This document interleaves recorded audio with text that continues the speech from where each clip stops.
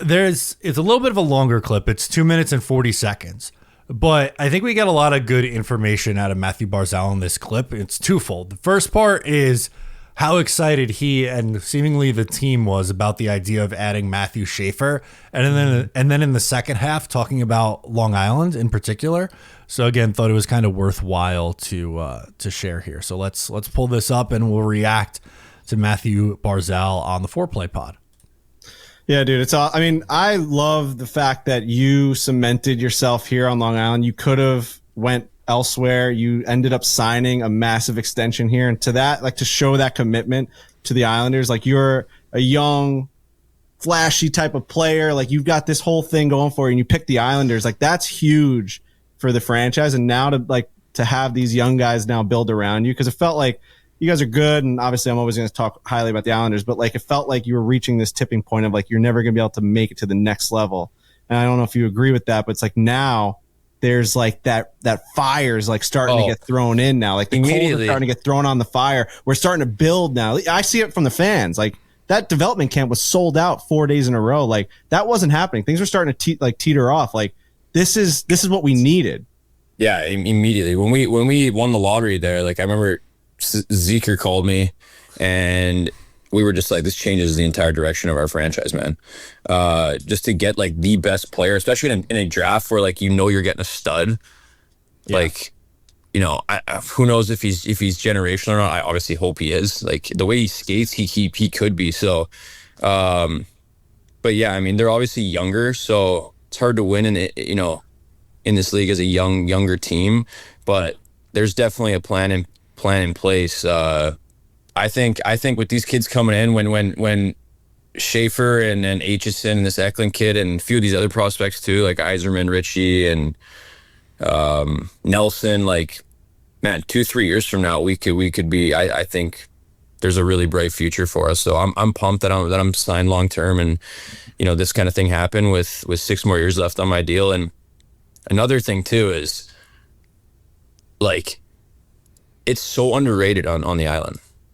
Like people don't, and I feel like we've said it so much, but it really is like, I mean, the other day we go play one of the nicest golf courses in the world, and then Chris Stapleton's 10 minutes away, and all the boys stick around. But even aside from that, like UBS Arena is incredible. Our practice facility is wicked. It's tight. You're 30 minutes, 40 minutes from the city, the best city in the world.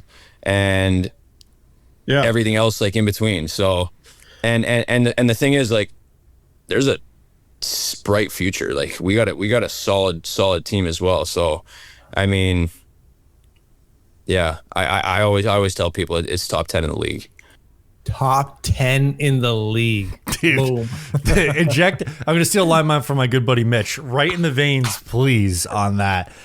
Just so much good stuff there. Let's go chronological in what he was talking about with both his and Casey's reaction, with Zeker, a veteran, calling up saying essentially this changes everything for us.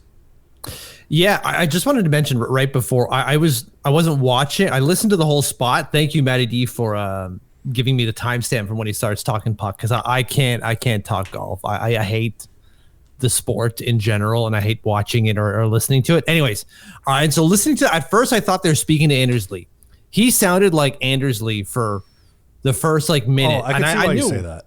Right, I knew it was Barzal, but I had to like remind myself that it's not Anders Lee, it's Mathew Barzal. But yeah, on the 3 kids, like, and getting a call immediately from Zeker, I think we all had the same reaction. Like, you go back to the clip of you and I live watching the draft lottery, and 13 comes up and we lose our goddamn minds. And again, that's our reaction, and I'm sure you at home had a similar one, because we all had the same sentiment. This changes everything. Yeah, going from picking 10th, which, yeah, maybe they land like an Aitchison or Eklund or one of those guys there, which nice, but that's something maybe 2-3 years down the line that you reap the benefits from. Having your pick of the litter with the number 1 pick, and obviously we know they take Matthew Schaefer, and I know we leaned more like Michael Misa, and we're talking James Hagens a lot still at that point too, but I think most of our dialogue, at least for us, was there are 3 options really for them, and going with Matthew Schaefer, someone on the back end who could just skate like the wind. If Matthew Barzal's talking about your skating, you got to be a pretty damn good skater, no? Yeah, absolutely. He talks about his edge work and how it's phenomenal. And yeah, you're absolutely right.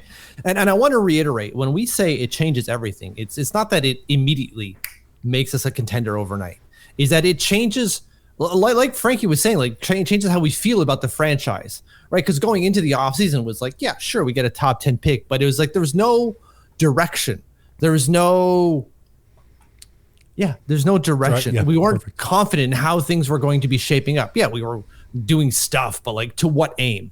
Now it's like, well, we have a clear goal in mind. And as Mathew Barzal even says, there's a plan in place, right? You can see that now clearly. And then you bring in, or not even then, but with that first overall pick, you know you're headed towards a better place at some point. Maybe not right away, maybe not even in 2 years, as Mathew Barzal says, 2 to 3 years.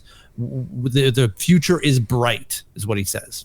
And I'm sure you do too, agree wildly. Yeah, that's what we've been saying here for a while now. And like, it's just cool to see. I mean, we didn't really get this under Lou because the players didn't really speak in public forums like this. Yes. But it's cool to see that like they think similarly to us, right? Like the thought of Cizikas calling up Barzal being like, yo, holy shit, can you believe this? And them just talking about like, man, like think about where we could be a couple years from now. Like, that's how we as fans talk. So to hear it from the player side, too. And, you know, he talked about the plan, and I'm sure they're still trying to be competitive this year, but I think they understand, you know, it might be a little bit of a transition at first. Yeah, of course. No one wants to suck on purpose, especially when you got guys who have been in the league for a while, and guys like Mathew Barzal who have gone on deep runs, right? He's gone to 2 conference finals and came within 1 game of the Stanley Cup final. They want to have that feeling every year for the rest of their careers. And so to take a step back, it isn't ideal. But as you're saying, like, well, I understand. I got to take a step back to take 2 steps forward. And we took the step back, basically. Really. We might have a bad year, but like we've already achieved what you were supposed to achieve by taking a step back before even taking that step back. So we've already got that. So we're already ahead before even taking a step back, which is just absolutely ridiculous to think of, right? Like we're already ahead of where you should be by tanking, and we haven't even tanked yet. No, and then you get obviously the Dobson trade with the additional first rounders. So with the influx of prospects, really to me, it started with Cole Yzerman, and then obviously this, you know, Kyle Ritchie trade, and then you get 3 more first round picks. That changes things a lot and very, very quickly. And I've said this before on the show, but I'm going to repeat it because I think it's fitting to the conversation we're having now. Last year was not a fun 500 team. No. If they're 500 this year, it's going to feel different than last year's 500. Absolutely. Again, because of direction for the franchise, we know where they're going, and there's excitement coming. Where it's like, sure, you still had Yzerman, you still had Alex Jeffries, and people were excited about them and seeing them. Isaiah George, of course, can't forget him. There was excitement there, anyways, just for those prospects. But it was, what kind of world are we welcoming those prospects into? Because with all due respect to those players, they aren't franchise defining. Good players, of course, and certainly could very well hold their own at the NHL level and may even punch above their weight and be better than we think they are. But even at their ceiling, they're not dragging us above where we think we can be. Whereas guys like Schaefer, Aitchison, maybe not Aitchison, but maybe Eklund, at least Schaefer. At the very least, I should say Schaefer can or should. And so that allows us to have that bad season, but still be positive about a bad season.